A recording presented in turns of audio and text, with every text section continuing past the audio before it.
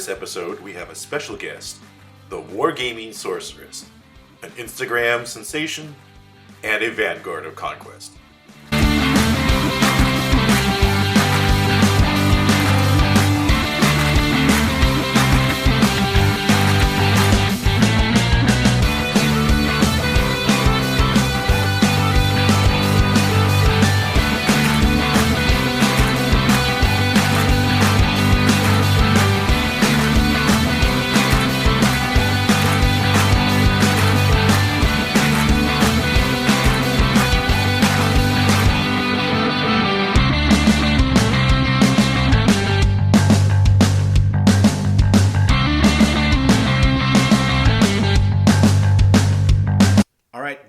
Thank you for joining me for this special episode of the Resinator's Conquest podcast. We have a special guest for you, the Wargaming Sorceress. If you want to go ahead and introduce yourself. Yeah, hi, I'm Nicole, also known as Wargaming Sorceress, and I am a graphic designer and wargamer based in Auckland, in New Zealand. And yeah, gist of it, but you can kind of find me on Instagram. And you'll probably be familiar, most likely, with my Dwegome army if you've been following Para-Bellum. I've actually started noticing you with the 100 Kingdoms you've been putting out lately, especially the Knights. Yeah, so they were an army that I'm doing together with my fiance. They were a demo army, and that was one that we kind of like had a few pieces done, but then we wanted to really get a full First Blood force done. And so I took some of like the knights and some of the characters and officers, and my partner did a lot of the infantry squads, and so that's kind of a shared army. Oh, that's cool.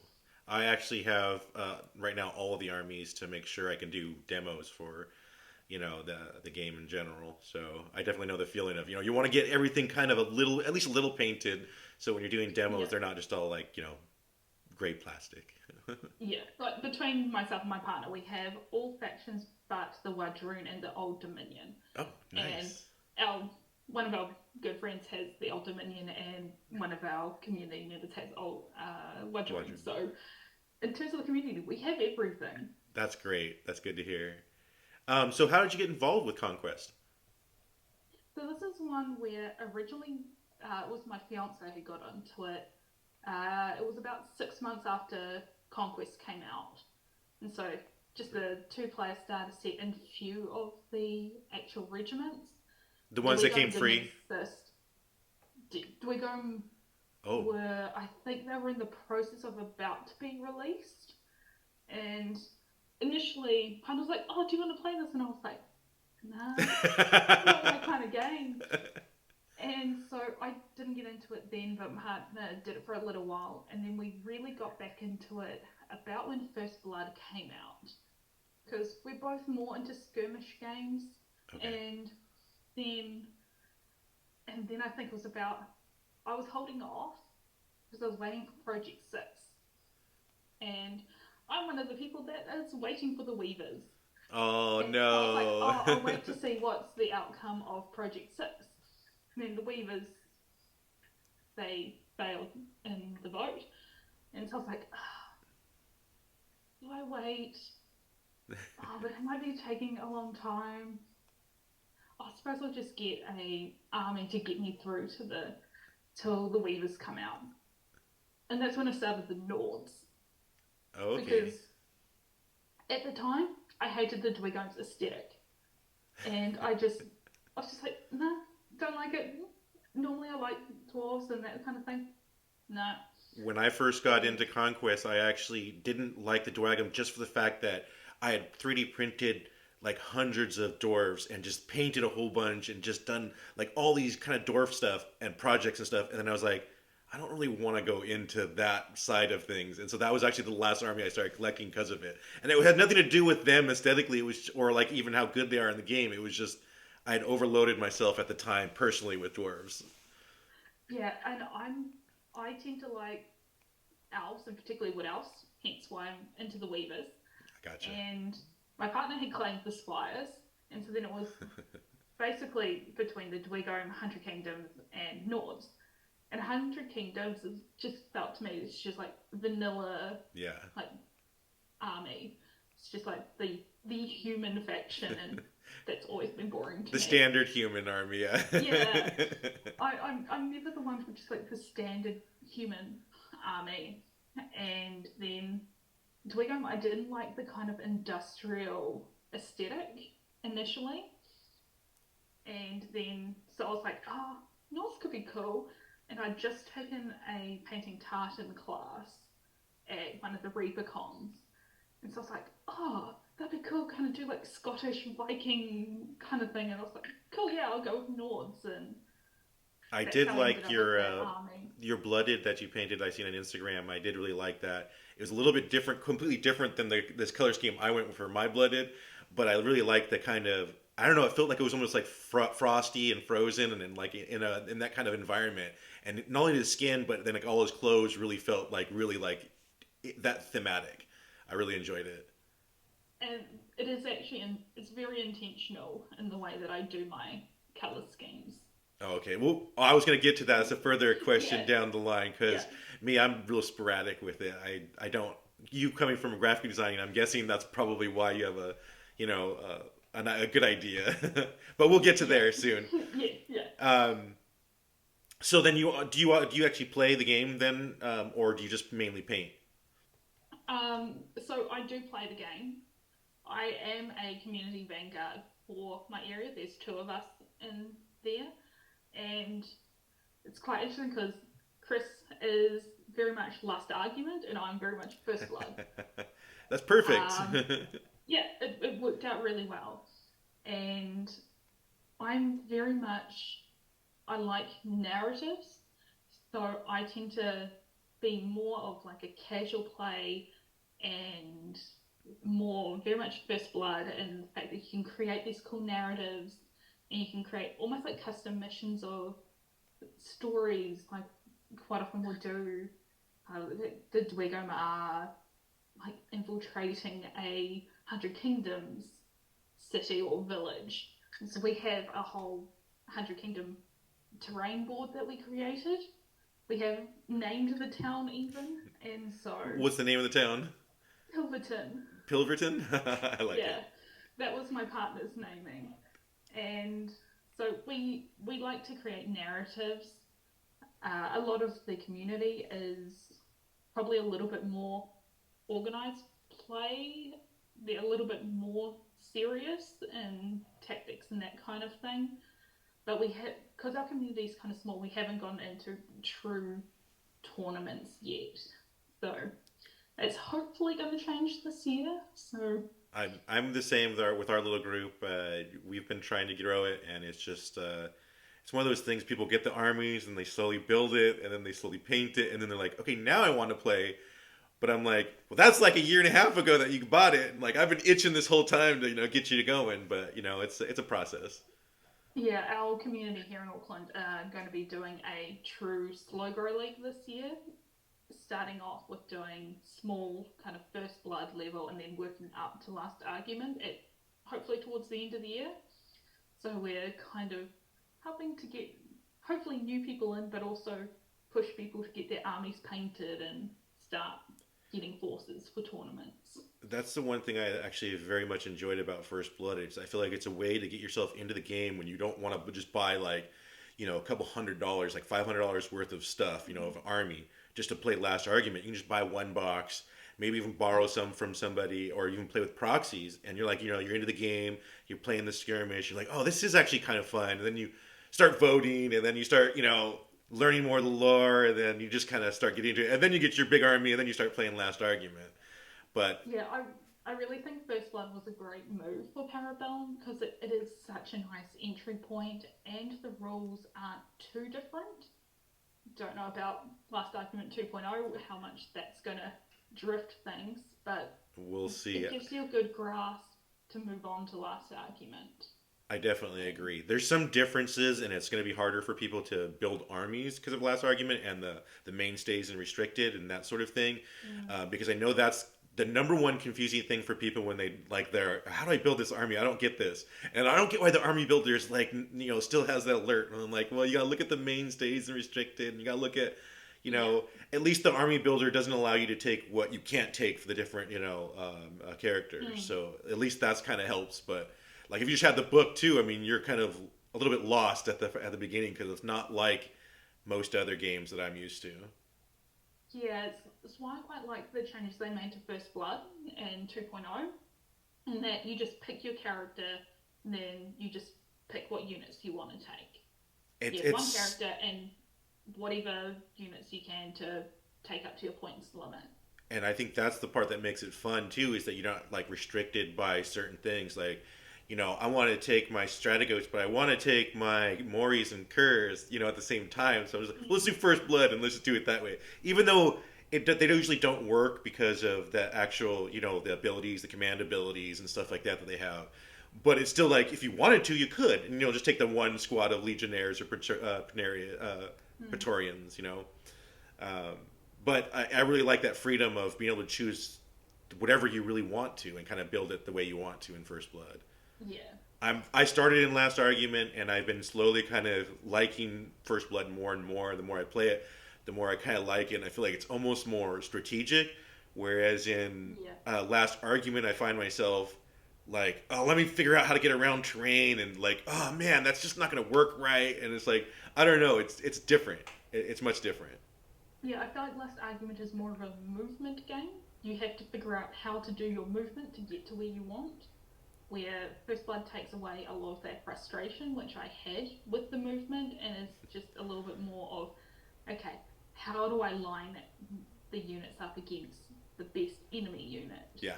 And then kind of maneuvering and kind of dealing with those and the scenario you're dealing with.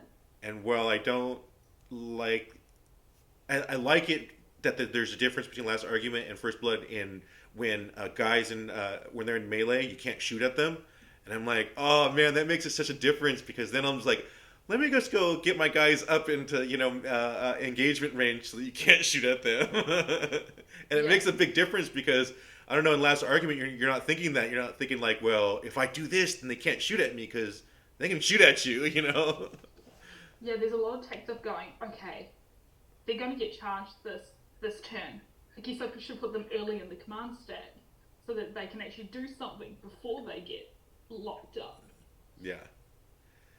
I had a game actually just the other day where I had to put my it was the force grown drones and they were going against the Priory Commander and I'm like, well I have to put them first because if I don't, they're gonna get wiped out as soon as he goes. So I was like, if I want them to have a turn, I have to go first with them. And Yeah. the funny thing is, even the guy that I was playing against didn't even have the Priory Commander go first. I think he just felt like doesn't really matter. He knows he was going to survive no matter what because I wasn't going to do much with the drones. So, and at least in the Last Argument, you get a freaking catabolic node where you can blow up, when you're first kind of thing. That always, Yeah. it could do damage to anything, and I really like it aesthetically. It's just, there's some fun things in the game overall, and that's one of them, the stupid catabolic nodes. I don't play with them very often, the Spire, but I've played against a lot of Spire players, so I've had them blow up in my face quite often. Yeah. Okay, so we've talked about a little bit about the factions you've collected already, about the Dwagam and the Hundred Kingdom. Yep. Well, and since you play, what are some of the characters and regiments that you like with the Dwagam? So I tend to use the Tempered Sorcerer. I love magic, and being able to throw fireballs around. Why wouldn't I take it? So that tends to be that, and because I recently got the Hellbringer Sorcerer and the Hellbringer Drake, Oh, been playing around with that, and that is really fun. yes, it's But I also nasty. feel bad when I take it because it's a little too good at the moment. I think they're So nasty. Yes, I've played against them twice, and I'm just like, wait, that's I was like, I have enemy interference. She's like, oh, this is barrage, and I was like, wait a minute, oh wait, it has barrage and it has magic and it's a big beastie thing coming at me with lots of wounds. I didn't like it. there is a reason why it's 380 points to take a Hellbringer Sorcerer in First Blood. Oh So those jeez. are the two characters that I've been playing around the most. I want to play around with the Tempered Steel Shaper. There's some interesting things that he can do. Okay, so let me ask you a quick question then for the Yep. sorcerer. and with magic because I'm just now starting to run into this where for the vast majority of my time playing Conquest, almost a magic spell has almost never not gone off, except for like in the last 2 weeks, I've had it happen twice where either I or someone else had failed it. And I'm like, but the odds, I mean, like, are just like you're always gonna have like the spell's always gonna work. It seems like. Yeah, particularly in 2.0, I don't think I've had a spell fail yet.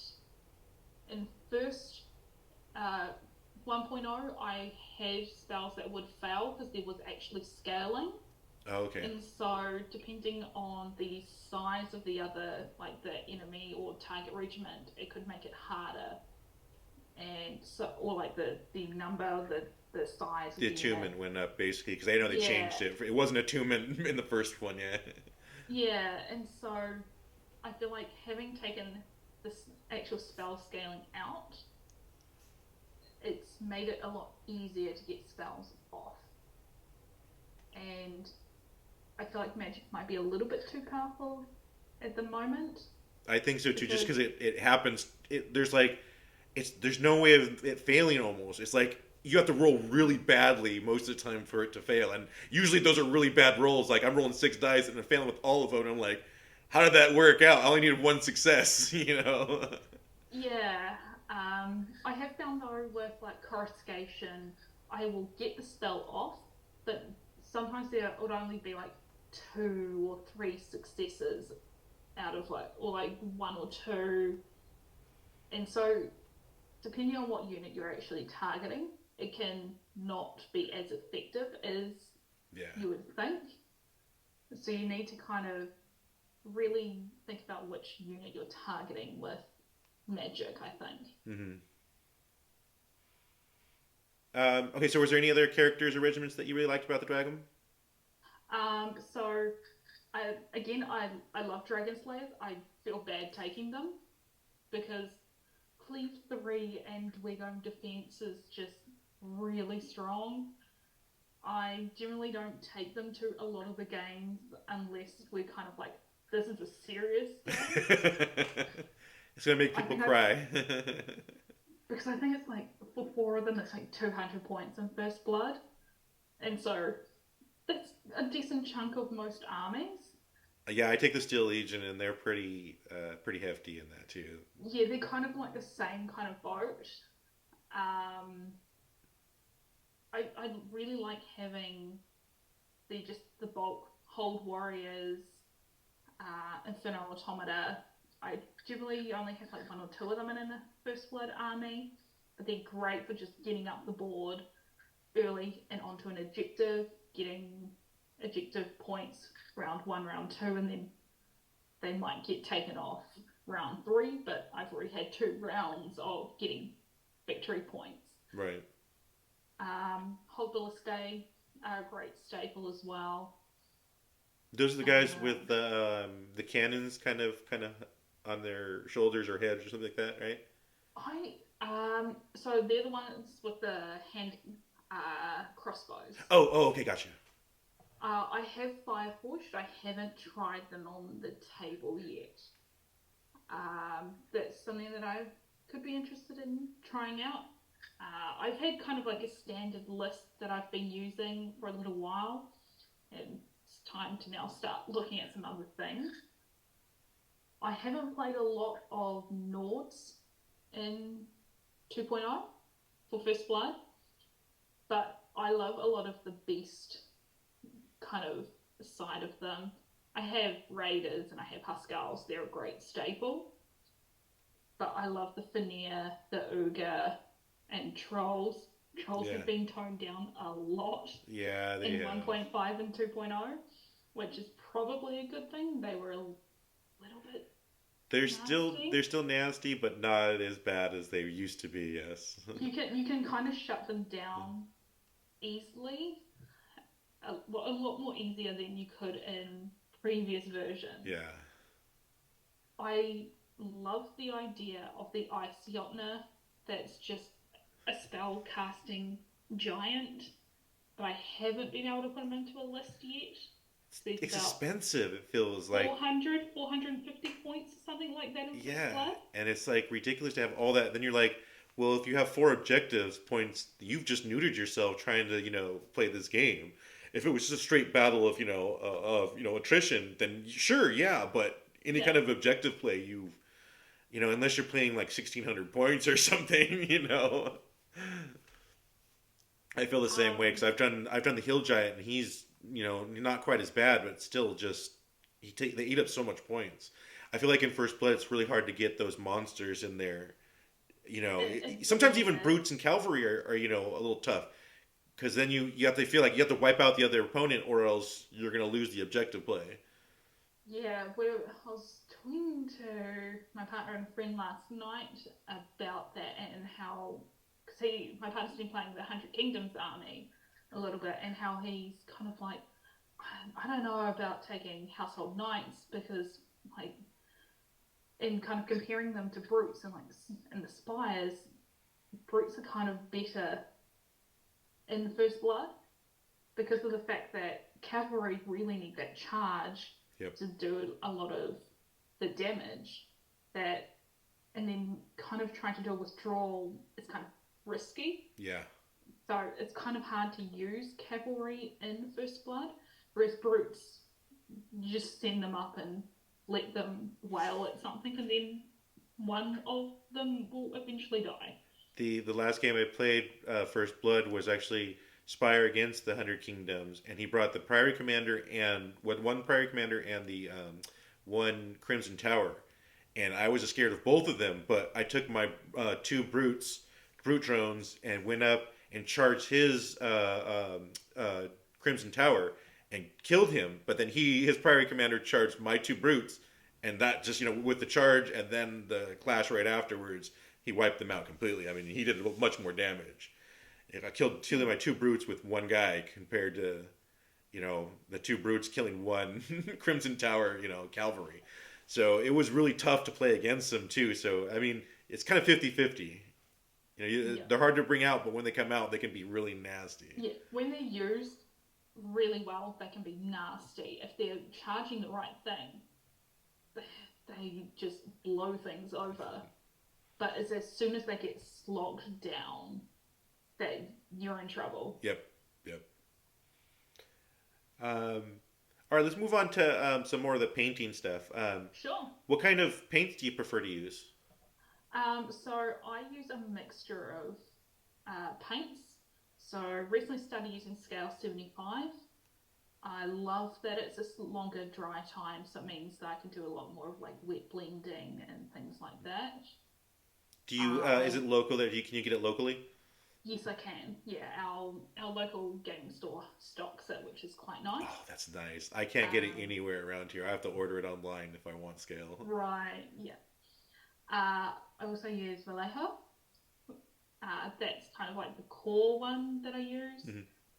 It's quite nice and generic. They have quite nice, more muted, realistic tones. And then I also use Reaper paints. And they're a lot more of like a fantasy line, so you get a lot more of the brighter colours. And they're also kind of pre-thinned, so they're really good for layering and that kind of thing when you're wanting to use the transparency. I do like the Reapers mainly for skin tones because they Yes. tend to be really matte as well. But then their Yeah. triads for skin tones are just easy to work with. And then you got the five Mm-hmm. different. If you mix them in between, you got five different steps you can work with for just like real quick and easy shading, and layering, like Yeah. you're saying. Yeah. My favorite skin triad at the moment is the golden skin. Oh, okay. Yeah, I It have is that. absolutely beautiful.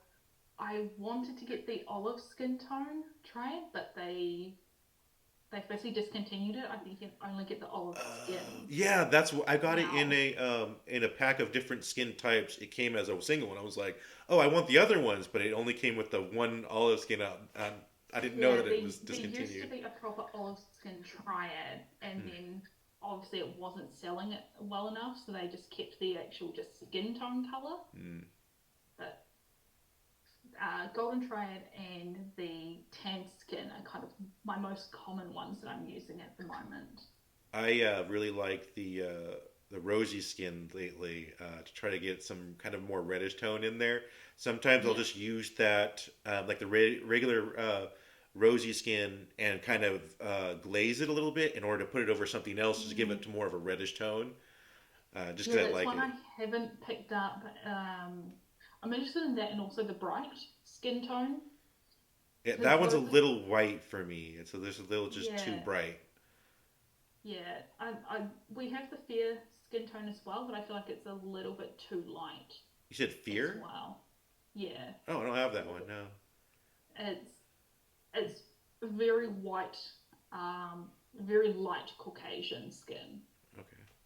Um, yeah, I don't like it as much as like the tanned skin and the golden skin. I It like the doesn't tan quite skin. I hit use me the with. tan skin actually quite often. Actually, I Yeah. think it's on my. I'm using it for my Raiders right now. Actually, Oh the right. the Yeah. tan skin triad. I just figured it was kind of. They're kind of beachy. They're they're going on the ships and stuff like that. So I figured they're in the sun more. They're going to have a little bit more tan skin than Yeah. fair skin. So and I wanted them to look human because the whole monster side I've done a different color. I've done a red skin tone. That's why I did the blooded different too, where Yeah. he has a red skin tone compared to like the rest of the Huskarl and the Raiders, and I wanted to keep them kind of more humanish, at Yeah. least the skin tones. Um, so, is there any other specific gear that you like to use, like either paintbrushes or like the wet palettes that you enjoy?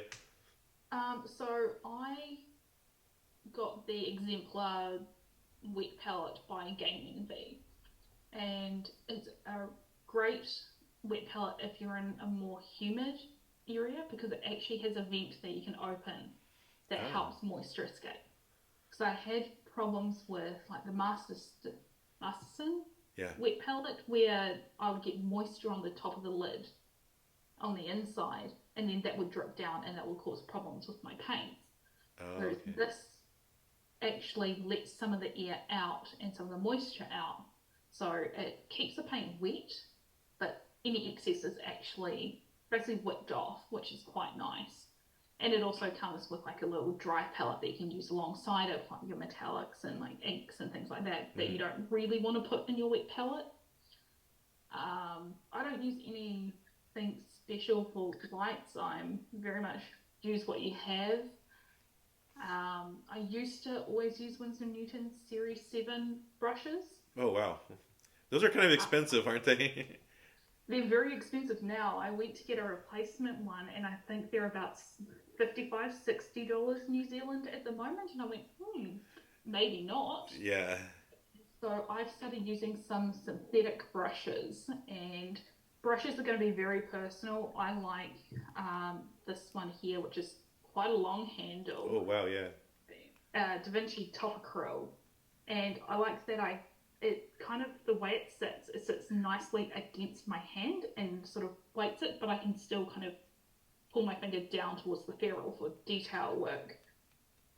But my partner hates this, so it's very much down to the way you paint. Absolutely. I've tried one of those long ones, and I actually had to cut it off because I'm just like the way I move my hand and I move around a lot. It doesn't work Yeah. for me having that. It actually messes up my movement. And I think it's because I also did traditional mediums.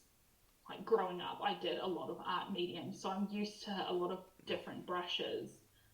And so I think I'm used to the way that I hold brushes that like that to get fine control. Whereas my partner holds it very much like a actual um, pencil. Hold on a second. It says we have 10 minutes left, and then I'll have to. We can always just call back if we're still going Yeah, because I have the free account for the Zoom. yeah, Um, yeah. so where were we? Oh yeah, the paintbrushes. So is that the do you use that for everything, like even like base coating and Um, like detail work and everything, or do you have different brushes that you use for like maybe base coating and then going to detail work and then doing layering or? I I tend to use a different brush for my base coating because otherwise it would ruin my brushes a lot quicker. So I tend to use a like a size 3 or 4 for my base coating and kind of like a cheaper synthetic brush, and a brush that doesn't matter if I'm a little bit more rough on it, Hmm. but I keep my other one mostly for highlighting and just fine details or areas that I can't quite get into with bigger brushes. I've gotten into a very specific pattern of the brushes I like to use now. I have really cheap. They're still Kalinsky haired, but they're called Gadzu, and I get them for Oh like yeah. $3 to $6 a piece. From everything from the pretty small ones to the fat. I think they're like sixes or sevens, and then actually I'm starting to really like the MIG. I use them for details. I've gotten a couple other different, really fancy and expensive. I've even had the Winsor Newtons. I've had Da Vinci and stuff like that. But sometimes they just the belly just dries up and the tip dries up too fast on me sometimes in certain paints. And I'm like, with my MIGs, it seems like because of the way they're tapered differently, they just don't seem to dry up as fast on me. And I don't know. Gotten really used to using them, and I really started liking them for my detail work. So Yeah, honestly, any brush is fine as long as it has a good tip and holds a good tip. that's the hardest part is the holding a good Yeah, tip. Those yeah. gadzooks don't hold a great tip. I mean, but they're throwaway. They're only a couple dollars, and but I can still get a Mm, lot of good detail work on them for a long period of time. And I'm like a heavy painter, so I can use I'll use the same brush for a couple months and it'll be worn out. Especially mm, those. But I know they're gonna get worn out. And then I'm only using them for the base painting, or like I use that for like the simple base painting, and then go use my good tipped brushes for like a little bit more kind of detail work, and then switch over to the yeah. MIGs at the end. All right, so let's see here.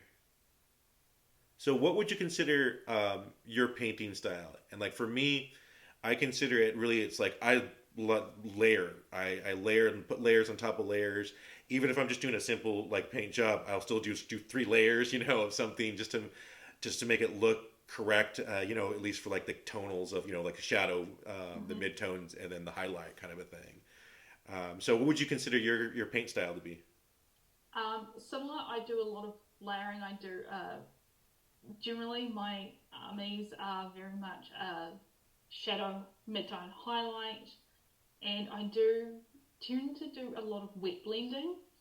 I usually use that as a way to draw the eye, so which is partly why I did the Dwigo with the quite bright flame is to draw the eye.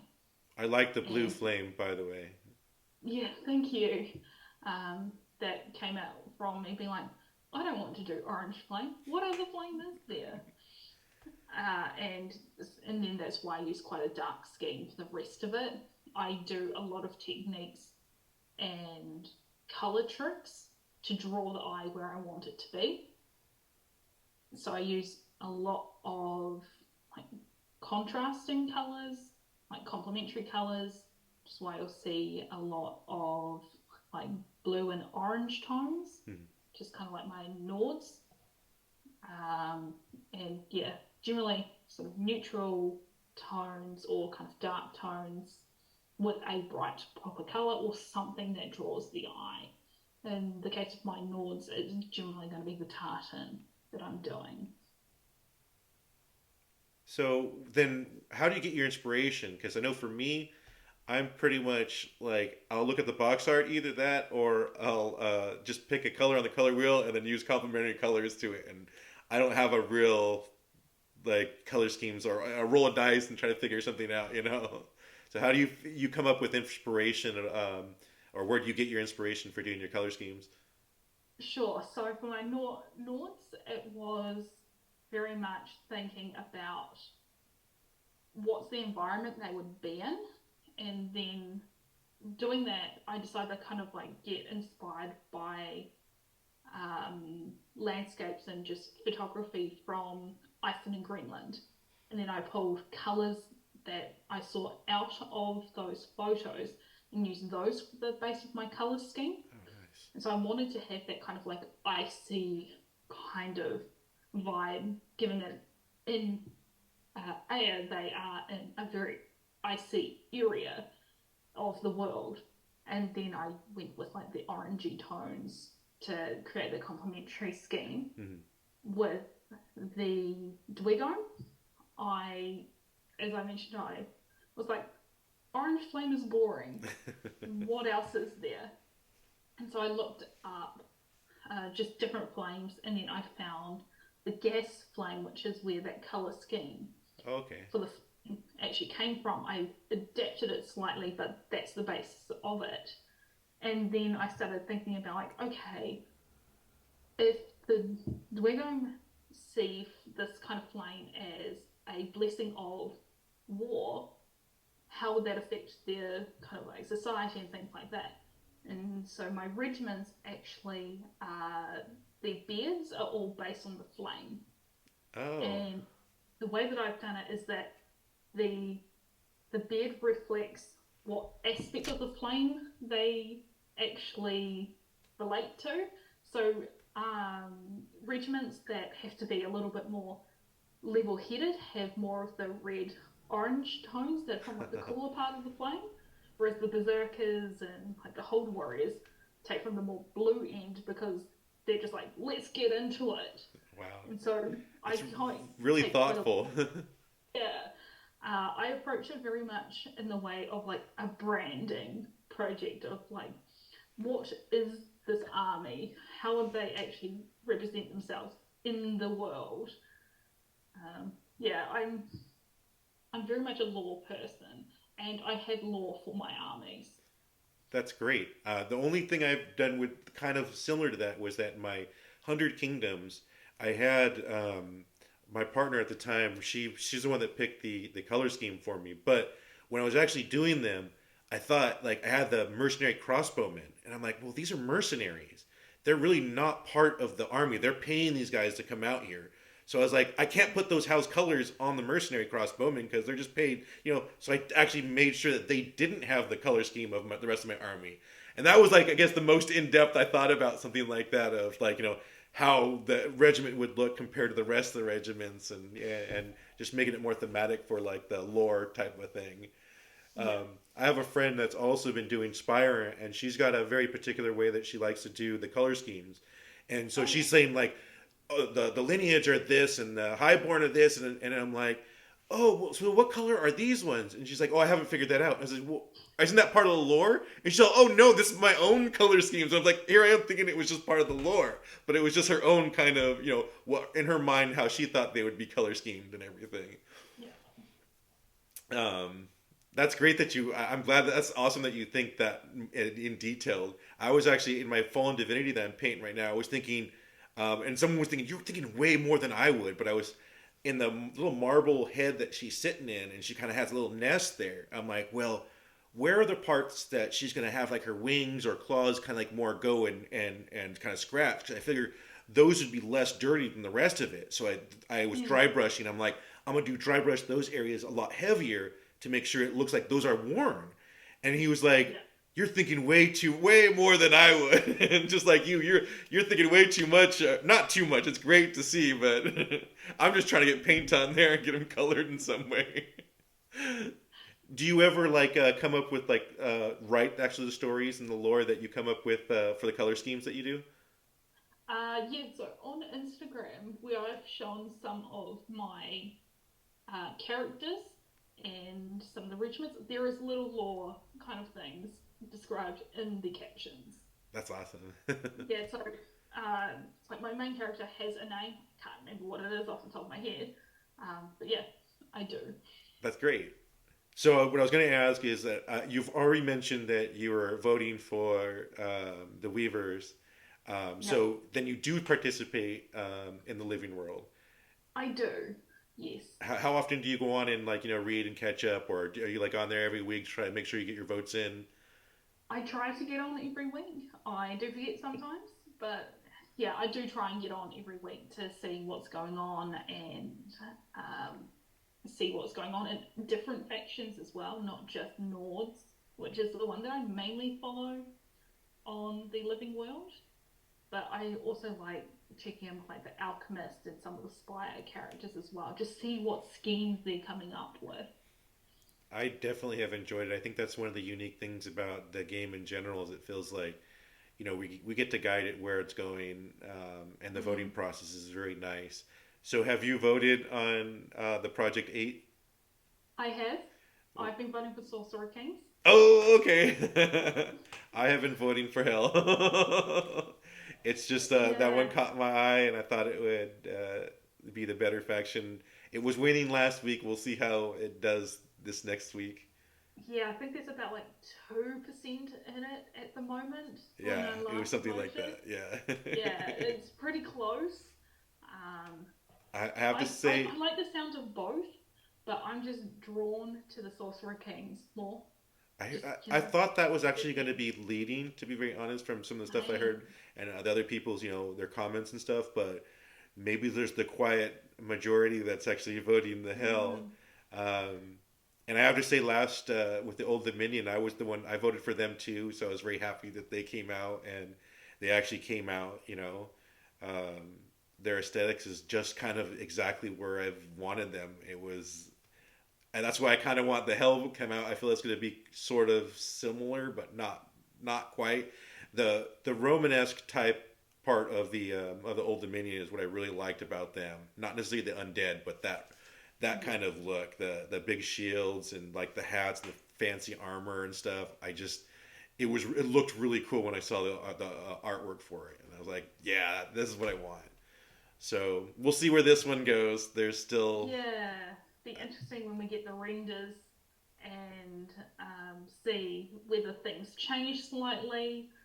I sadly think Dogs of War, they don't have a hope. no. Even though I'd love to know what a Crystal Knight is. Yes, yes. Like, you can't just drop that in amongst things and then just move on and not say anything. I'm still waiting for the release of the fish gnome. I know they had talked about maybe a Christmas fish gnome, and I wish they would have done something like that. I mean, they had the Christmas um, uh, abomination. Yeah. Did you end up getting that, or No, but I made a Santa hat for my partner's abomination. I actually am a 3D printer, so I ended up getting it, and I did three already. I'm finishing the second two. I did one as kind of like I gave it to somebody, but so now I'm Mm, doing the two because I wanted. I don't know if you know the rules or not, but halfway through, when you because the abomination has 40 hit points, and once you get him to mm. halfway down, it gets mad and it actually snaps the Oh, candy king, and so it's now it has a shiv, and it says like something about shiving you at night or something like that. It's built into like the Christmas Carol and stuff. And so I wanted to have two, one with the Candy King regular and one where he broke it off. And I just so happened that I built him so he's kind of like he's missing a leg. He broke off the Candy King. He's like holding up a raider with his Candy King, his Spike Candy King. And then I also put a crack in his back, and then I put some cotton on the back of it so that it'll be yeah. like candy can or not cotton candy coming out of the back of him. I don't know why I thought candy candy, but I was like, well, we're gonna have something kind of coming out, and that's kind of seems kind of festive. Makes sense. We'll Makes see. sense. Yeah. But it was a fun little thing. I thought it was glad I was glad they did something kind of festive. And then for next Mm, year, I'm gonna probably end up doing a an event at the store, at the local store, just to have that going because it was yeah. fun and I played I, the scenario and I thought it was fun. yeah. I want to see more of those kind of narrative scenarios coming out. I think it would be great for First Blood. Have you tried the So campaign? no, we were planning to, but then we just couldn't make the time actually work. We tried it once and we were still struggling to figure out how it worked quite. I don't think the rules were written quite clearly enough to figure it out. Like we had felt like there were some holes in what you were supposed to do and how you were supposed to do it. Right. But Yeah. it still felt like it was going to be a fun. It would be a fun idea to figure out, how to do it, and like taking over parts of the map. I thought was kind of a very interesting way of doing it. I don't know if you read any of the rules, but I did. I got the Vanguard email where it was previewed, and I was laughing the entire time reading it because I was just like, "This is great. This is so good." And then I had to think of Vanguard getting it early. Can't really share it, so I was like, "Damn it! I need to share this." And then I just couldn't. Then as soon as it got announced, I'm like, "Hey guys, there's this cool scenario. We should totally do it." And then we just didn't end up getting around to yeah. it. I got all the guys hyped in our group too, and we started doing other stuff, and it just didn't work out. But now we're doing First Blood, so it's we're bringing it back. So hopefully we'll get the community going again, especially after all the COVID stuff and everything. So hopefully we're all done with that and closing down, and we'll continue playing and painting. Well, that's all the questions I had for you. Thank you so much for joining me. I really enjoyed this. Hopefully we can do it again in the future. Yes, it was really fun talking to you. I love talking about Conquest and painting and colour